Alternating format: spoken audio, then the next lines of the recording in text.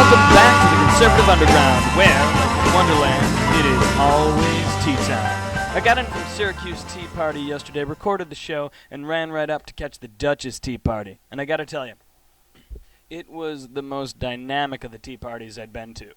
When was the last time you saw a bunch of conservatives turn their back on the national anthem? The River Church Band, God bless them, they rock out. And their hearts are in the right place, but I think they got their demographics wrong a little bit. And you can't blame them. They're a rock band. You ask a rock band to play a political rally in a stadium, and naturally their thoughts turn to Jimi Hendrix.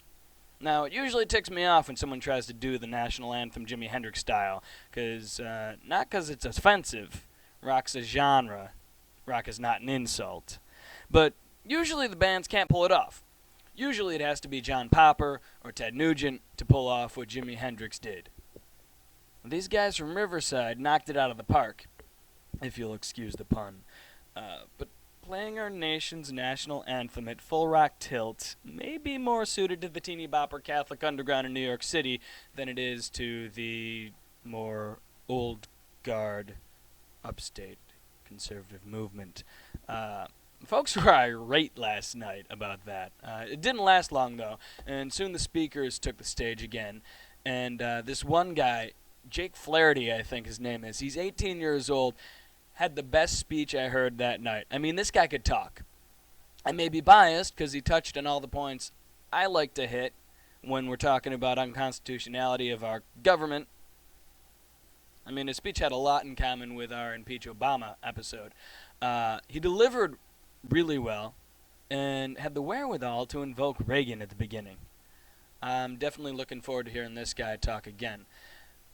As much as I agree with Mr. Flaherty on why our government is unconstitutional, I think I found a quote from John Adams that may explain why the Obama is not being held to task on the issue of his unconstitutionality. John Adams, our second president, said, "We have no government armed with a power capable of contending with human passions unbridled by morality and religion. Our Constitution was made only for a moral and religious people. It is wholly inadequate to the government of any other." Now, if the administration of the Obama is working under the assumption that we are no religious nation, and we've heard him say time and time again that we are no Christian nation, it would make sense for the Obama to pull away from traditional constitutional values.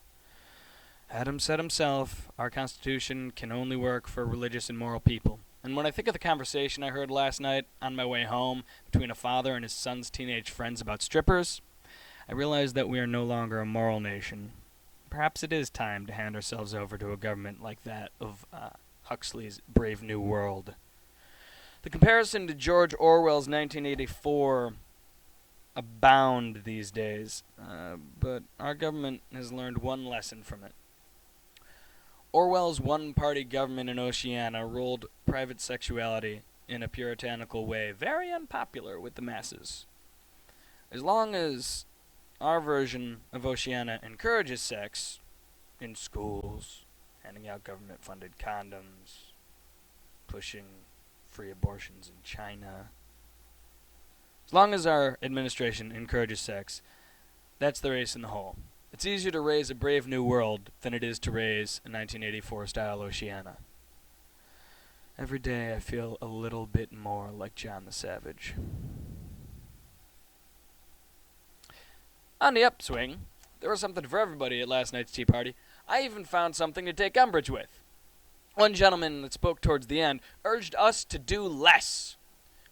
"We don't have to march on Washington," he said. "We don't need to march anywhere but to the voting booths." Now, voting's all well and good, but if we don't get up and start making some noise first, we're going to end up with the same non-choice in 2012. Grassroots people. We need good people to run for office, starting locally and moving our way up.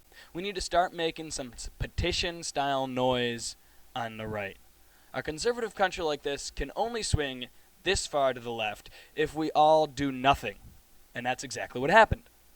We didn't march anywhere but to the polls, and we found a bad choice waiting for us when we got there. It's time to start making some more noise than those whiners on the left. See you at the barricades. Oh yeah. Somehow, after all this, we're still at war.